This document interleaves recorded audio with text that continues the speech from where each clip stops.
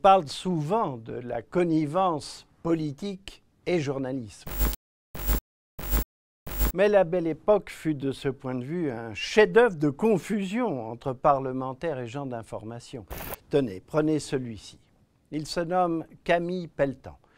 Devenu journaliste à l'âge de 20 ans, c'est un adversaire du régime de Napoléon III.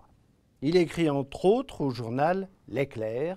C'est un proche de Clémenceau, il fut député et même ministre de la Marine. Bref, un journaliste et un politique. À présent, prenons cet autre. Édouard Locroix, un journaliste lui aussi à L'Éclair, engagé dans ce qu'on appellerait aujourd'hui l'extrême gauche, également député, également ministre, également de la Marine, entre autres. Et voici ce que dit de ces deux hommes le journal Gil Blas en 1903 dans cet article qui retrace l'histoire du journal L'Éclair. Camille Pelletan n'a quitté L'Éclair que pour entrer à la Marine, est-il écrit. Il a été remplacé au journal par son pire ennemi Locroix. Et ces deux messieurs opèrent dans ce journal des chassés-croisés. Quand Locroix sera ministre, Pelletan, redevenu polémiste, lui lancera de nouveau des torpilles dans ses cuirassés. Et voilà, c'est ainsi une sorte de comique de la confusion des genres qui ne semble pas choquer grand monde.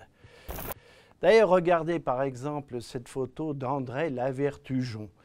C'est un rédacteur en chef et sénateur, né bien estampillé, journaliste et homme politique.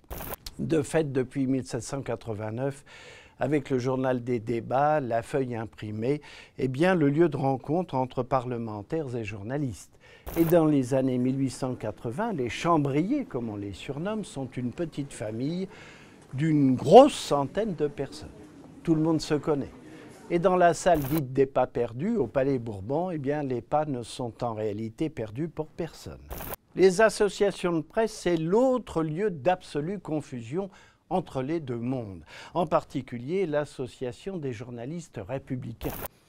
Elle compte ainsi des ministres journalistes comme Poincaré, Millerand, ou même un président du Conseil comme Aristide Briand.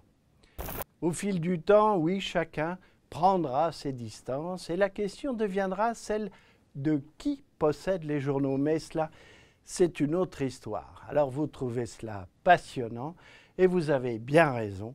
Rendez-vous sur Retro News, le site de presse de la BNF.